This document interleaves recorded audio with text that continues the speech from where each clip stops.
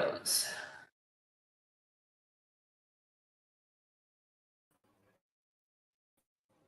Yes, I am on my data now, so we should be fine. We should be fine.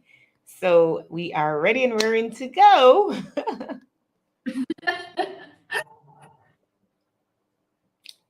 All right. Greetings, all of you. I am Henika Watkis-Porter. I'm host of the Entrepreneurial podcast and, of course, TV show. And, over the last couple of weeks, I have been sharing as a replay episodes from the TV edition where I interview some of the most successful Jamaican entrepreneurs and sharing their entrepreneurial journey. So now we're back to, just recording the audio version for this show.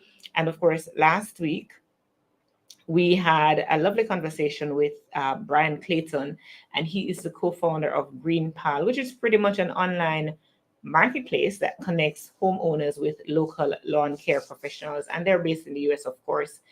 This week, I'm speaking with a fearless and highly accomplished leadership team coach, strategic advisor, and business guide. But of course, before you hear from her and I introduce her to you, let's thank our sponsor who has been with us very unwaveringly from the very get-go. Let's thank the Jamaica Stock Exchange.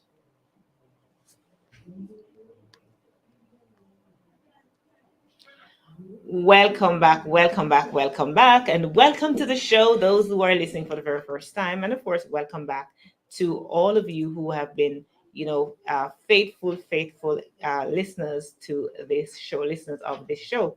Now, in today's episode, I'm excited because I'm speaking with Jess Stewart, and Jess is a fearless and highly accomplished leadership team coach, strategic advisor, and business guide with a lifetime of hard-won successes. Jess has been raised by a Marine Corps pilot on a cattle operation in the mountains.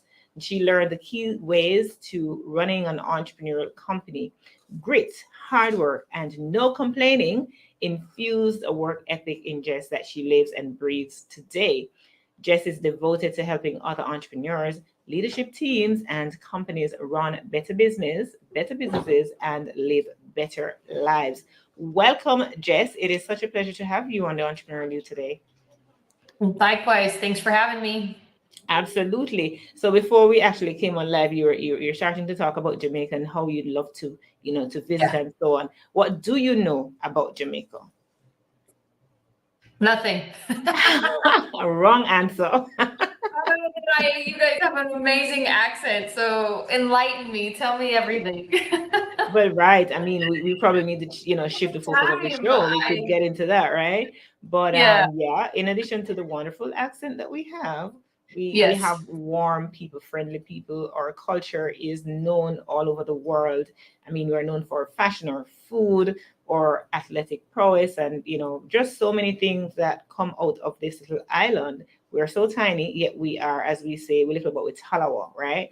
Which means our impact is great. It's phenomenal. All around the world, we are known for that. So when you decide to take a visit to Jamaica, Jess, then link me up, hook me up, and I'll get you a little tour. I would love it. I would absolutely love it. All right. I think it sounds great. Absolutely. Now, in your bio, we mentioned that you are a Marine, raised by a Marine Corps pilot on cattle operations in the mountain. So how do you think that this unique upbringing influenced your entrepreneurial mindset and work ethic? So it's the foundation of everything, right? So one, being raised on a ranch, being raised in that type of environment is, it's unique nowadays. Back in the day, it wasn't, but we were not your traditional kids of how we grew up. I mean, we grew up working hard. We had chores. There was no complaining. If you didn't do it right the first time, you got to go do it again. But I wouldn't trade it for the world, because it instilled a foundation in myself and my brother that help us succeed in what we've done today. And so, just that overall grit. It's actually one of my core values, and I do business with a Blue Angel team, and that's my call sign as well. So It fits me well, but it helped propel and launch me into my entrepreneurial journey, which was starting a company from the ground up. I started it out of my house, and I grew it to a nationwide company with 2 US locations and an international division, and then I sold it very successfully. So, and I did it all in healthcare around technology, and it shouldn't probably have happened with how I was raised, because I was raised with, you know, in the mountains and owls and horses and those types of things, not computers and technical platforms and advanced types of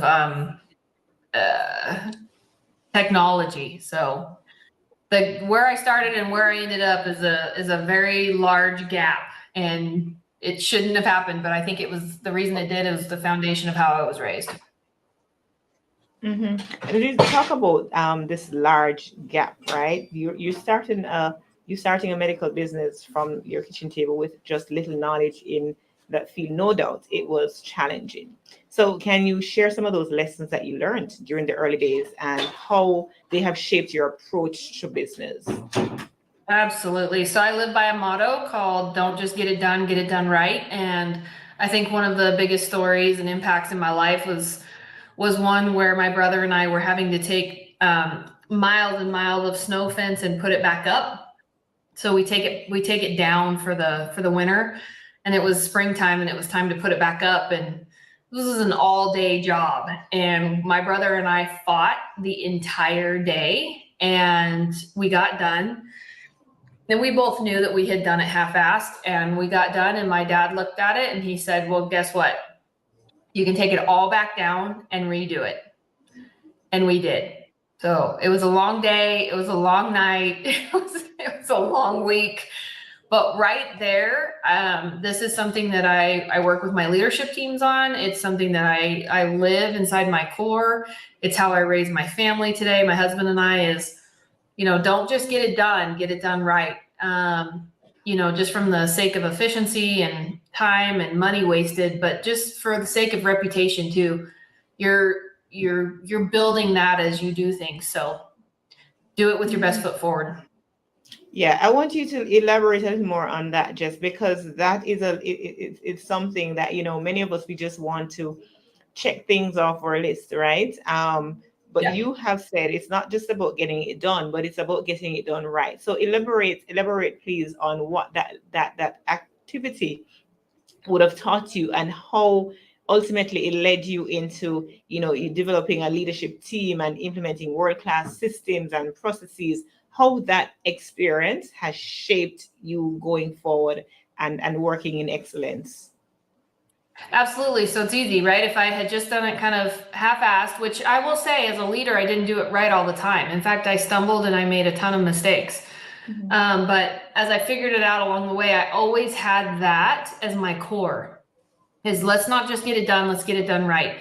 So we don't want to waste time with hiring the wrong people, doing something that we shouldn't, right? And I'm not saying that you need to be a perfectionist and you need to have everything methodical and calculated especially when you're getting started, but just get it done right, meaning like put that stamp on it, so that you can continue to propel forward and people trust you.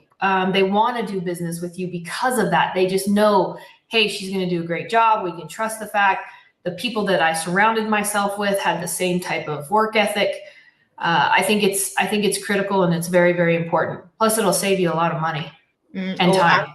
Absolutely, absolutely. And so now, you know, you are now dedicating your life to helping other entrepreneurs and leadership teams, which of course is quite you know, admirable. As you learn, you want to pay it forward. As you've gathered and garnered experience, you want to pay that forward. Now, Yeah. what is that inspired you to transition from being a successful business owner to becoming a leadership team coach, strategic advisor, and business guide?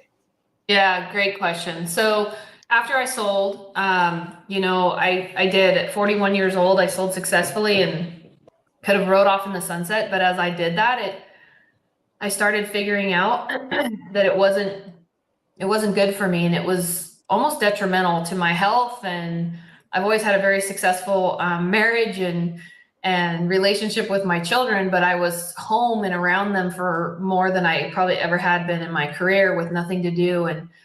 And so my purpose was kind of gone. I had zero problem selling. It wasn't that I, was a control freak or anything like that. I was so happy to see the runway that the company had, but it was the fact that didn't identify myself or embrace it as a serial entrepreneur and visionary. And when that mojo was gone, it was a big hole. And so my old CFO, who's a good friend today, kept calling me and saying, hey, I think you should really go out and kind of show leadership teams and other people what you've done, Jess. And so I did. And I became what I wish I would have had. And so I summarize it like this: is I struggled, I succeeded, and now I want to be significant in other people's lives. And I want to be significant in a way to help leadership teams scale. So what I do now is I work with large companies and their leadership teams, and I rope in and I help them scale. So I help build strategic design, and I help them execute on it. And I hold the teams accountable to climb that mountain. I like that. First you struggled, then you succeeded, and now you are being significant in other people's lives to ensure that they get to the point and, living their best life, their full potential, having their team experience that as well. Yeah. So Jess, what are some of those pain points or challenges that, you often encounter as a leadership coach when you're working with entrepreneurs and their teams? And how do you really kind of help them to overcome these obstacles? Yeah. So I approach it in a 4-tier manner, right? Where you've got to have the right people surrounding yourself, right people, right seeds, doing the right thing. And then you have to identify what the strategy is. But before we can identify strategy, we have to have culture, and we have to codify it. We have to have it instilled in us, in our core. It's in our bloodstream. It's in our breath. Because if we don't, right, as Peter Drucker says, culture will eat strategy for breakfast. So once we kind of nail that, we jump to strategy and we start figuring out how do we articulate that vision that typically is stuck in a visionary's head, and how do we bring it down to the ground for the team. And so once we kind of do that and get it out on the table and crystallize it, well, then we have to execute. And so that's the third is execution. And what I call actually a team of mine does, but a battle rhythm is, how do you keep relentless repeatability going in that strategic direction and vision? And then the fourth component, and these aren't really necessarily in any order because cash sometimes is number one, but there's cash, and that's the true oxygen and profit to any organization, is how, determining that we have enough cash to scale, that you, the owner and the founder, are living the life that you deserve, by putting your neck out there and doing all the risk of putting the organization together. So I would say of those 4 things, my biggest things that I find and struggles in my team is, the number one thing is people, right? You just got to kind of clear the obstacles. It's no criticism to some that are there, but you might not be a fit for the company anymore. The company may have outgrown you, or you've outgrown the company. So just being able to have those conversations and kind of clear that out and get right people, right seats, doing the right thing. And then the second is dealing with my leaders and my CEOs, and just kind of really helping them get out of their own way and making sure that, they aren't hamstringing or making the company unintentionally struggle. And that comes from self-awareness of what we are as leaders. And that was one of the biggest things and roadblocks in my life and my career, was when somebody really made me kind of just look at myself as a leader. And when I had to kind of pull my big girl panties up and figure out how to do it right. So, yeah, as we as entrepreneurs, we get into business because a lot of times we say that we're chasing after freedom and we want a better life, right? So really, it is a goal that many entrepreneurs strive for. Now, in your experience as the coach that you are, what key strategies or practices can entrepreneurs implement to achieve a better work-life harmony and overall well-being? Yeah. People. Surround yourself with people that are going to help you execute on your vision, and make sure they're the right people. And those don't necessarily have to be W-2 employees. These can be 1099 contractors. I'm a big advocate for that, is that a vendor of some kind can sit in a seat, even on the leadership team. So surround yourself with people. And then you need to be having fun. You need to love what you do. If you don't, you need to gut check yourself. And then number 3 is cash. You have got to be making money, and you can't be afraid to make money.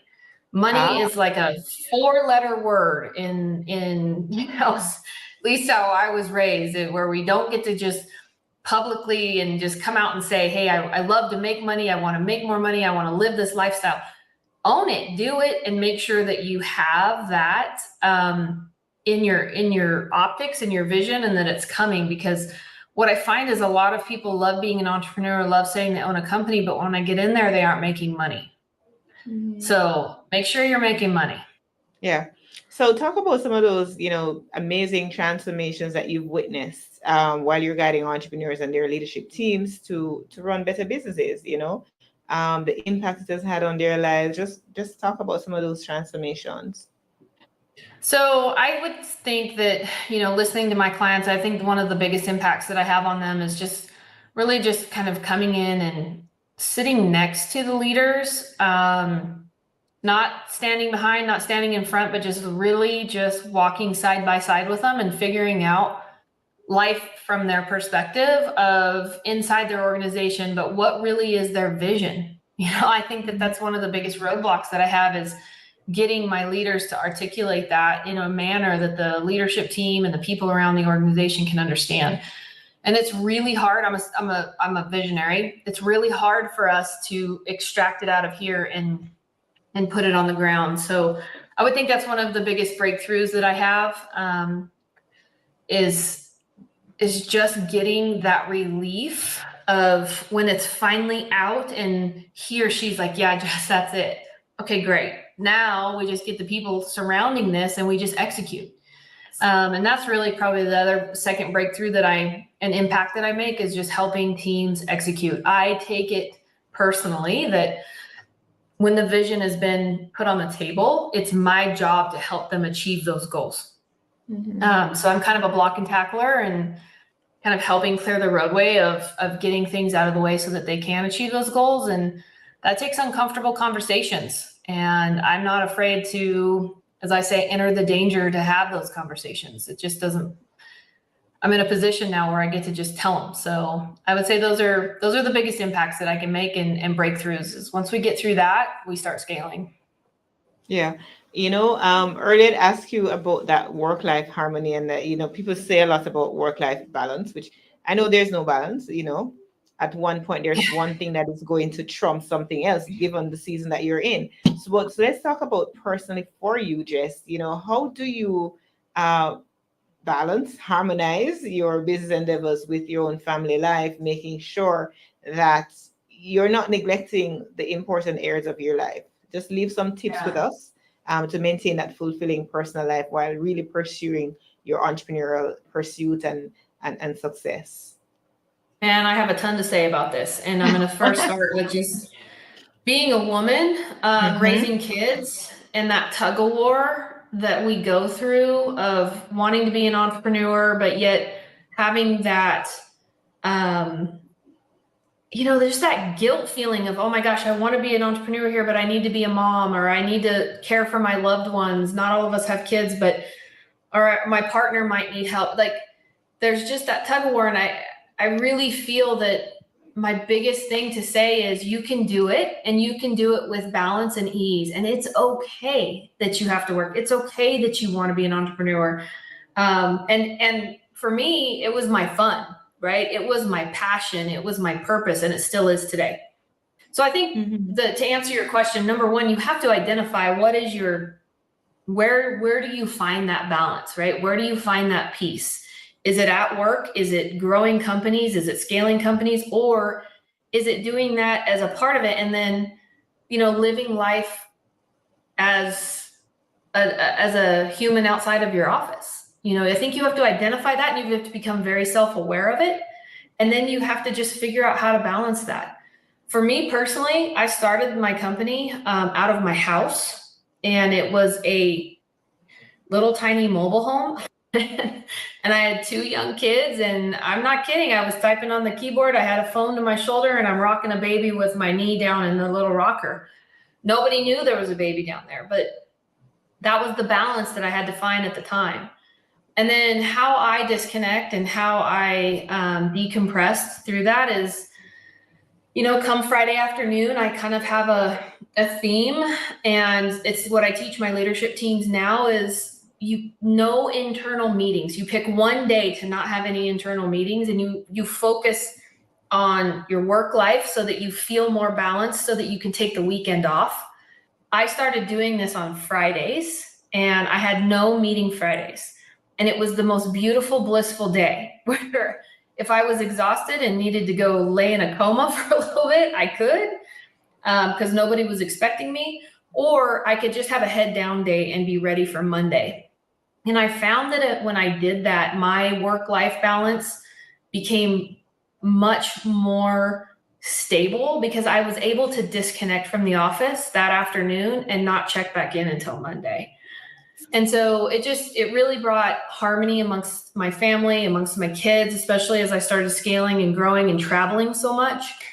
The other part of what we did is we hired help that was not necessarily a direct replacement for me as the mom, but a nanny that would come in and pick the kids up from school, get the homework done. And by 5 o'clock, I was home. My husband and I were home, and everything was done. So I got to come home and enjoy the evening and not be so stressed about work. That was a huge thing that we did once we were able to afford to do that. So I hope that helps. I'm listening to you and I'm smiling all the way. So for me, on a Wednesdays, like over the last couple of months, I decided that Wednesdays are it's going to be my day where I just disconnect from phone, computer, everything. I shut down totally, and it's been bliss. But guess what? I've been doing this really, really hectic lifestyle, and recently I took on the impossible, which is to take my 2 nieces to take care of them. I mean, I who would have thought that on top of all of that I'm doing, I would be able to take them on. They are 5 and one is about to be 3. And since I've done that, this is like about the week 3 of doing that. And I kid you not one of my assignments have had to be canceled because I've taken them on. Because here's the thing, I've found ways. Like, for example, today I'm here, I'm conducting this conversation in the office of my orthodontist because I had these conversations scheduled before, and now I have kids to take to school and stuff. I'm like, how am I going to get all of these things done when my appointment is this time on the road? But I make sure that I came in early so that I could get an earlier time, but they could fit me in an earlier schedule so I could do my 2 interviews that were scheduled for today without reaching out and saying, hey, I have to cancel. So Yeah. it's about getting it done and getting it done right and making sure that and making sure that you find a way to create this harmony, because you will get it done if you want to get it done. Yeah, Yeah. absolutely. And us women, hear us roar, right? I mean, Yeah. we can do it, but you're exactly right. You just have to get it done and balance it out. And I love that you're sitting in the office there of one of your appointments. I think it's great. So there Absolutely. you go. Even better than my office at home, you know what I mean? So Yeah. I am loving it. I'm like, yeah, we're getting all of this done. And on top of that, yeah, school is usually out like 2 p.m. And today they were telling me, just this morning, they're telling me, oh, it's 1 o'clock that you have to come today. I'm like, listen, I had prior engagements and I can't just, stop in the middle of it. So I'm gonna be Yeah. there as quickly as I can, but all of it is being done. You know what I mean? So I love that. And that's what we do as women, as entrepreneurs. Yes, exactly. That's Yeah. exactly right. As we wrap our conversation, Jess, just kind of leave some final thoughts. You can connect what you do as a coach to you being an entrepreneur and also working with entrepreneurs. Just bring us home, in terms of what you want to leave us with today. So love being on your show. Thank you so much. And I think that what I'd love to leave you guys with is just keep going, right? Don't be afraid of what I call the version 1. Get it out there, take a step, make a change, make it happen. you're capable of doing it. Man, woman, children, no children, like you can make it happen, just like Hannike's doing today. And then, yeah, so what I do today is I work with leadership teams. And then I also, for my ability to work with kind of the ascending leader, is I have masterminds where I put a cohort of people together from all over the United States and teach content. And it's really, really powerful. So if you want more information on that, look us up. You can find our website at jess-stewart.com. And yeah, I think that I think entrepreneurs rock, and the world exists because of us. So true. The world exists because of us. And I you're mean, also we're you're also visionary on entrepreneurs Instagram. out there doing it. It would be kind of boring. So go make the world interesting. Put a dent in the universe. Absolutely. Go make the world interesting, put a dent in the universe. You have the book Crack the Rich Code, Volume 8, which you want to share with our audience. I How can we do. get that? You can go on Amazon and look for it. Look for Volume 8. I am Chapter 3, but yes, I wrote a chapter in there with a bunch of other great community people. But Jim Britt and Kevin Harrington put that book together. Can't say enough. I was honored to have been chosen to write in that, and I give away some of my top secrets, just kind of on what I learned through my career path that really made a difference inside of my organization as a leader. So pick it up. It's got some great nuggets in it, as well as the other chapters. All right, awesome. And we've been having some interaction on Facebook and LinkedIn, of course, because you've not shared your details with StreamYard. We're not able to see the names. We're just seeing you as a user. So keep up the good work we're hearing. Keep up the good work, Henika. And somebody else is saying they're truly gems of wisdom. So I totally agree. I concur with what you have to say about wisdom, gems of wisdom. So thank you for stopping by on the live. And also the podcast itself will air in a couple of weeks. Jess, I want to thank you so much for sharing your incredible journey and your insights. You have truly an inspirational story, with the lessons you've learned being raised by a Marine Corps pilot, and just your entrepreneurial journey that you've embarked upon. So thank you so much. I really look forward to hearing about more of your work and the impact that you continue to make in the entrepreneurial space. Likewise. Well, hopefully I come to Jamaica one day and meet you in person. Oh, absolutely. That would be more than fantastic. Awesome. Awesome. All All right. right. Enjoy your day. Thank Yeah, man. you. Thank you, thank you, thank you. And thank you, my peak performers, for joining me on this insightful conversation with Jess Stewart. Of course, you based on the conversation that her journey and expertise, they have given us some valuable leadership and entrepreneurship lessons. And of course, ensure that you can experience future episodes featuring more inspiring guests and with their wisdom. Subscribe to the Entrepreneurial podcast on your preferred app, Google, Stitcher, Apple, whichever one. There are myriads of them that you can search for in your store if you've not yet done so, whether it's the Apple Store or your Play Store. Stay tuned. This is what I'll say for more engaging discussions and actionable insights.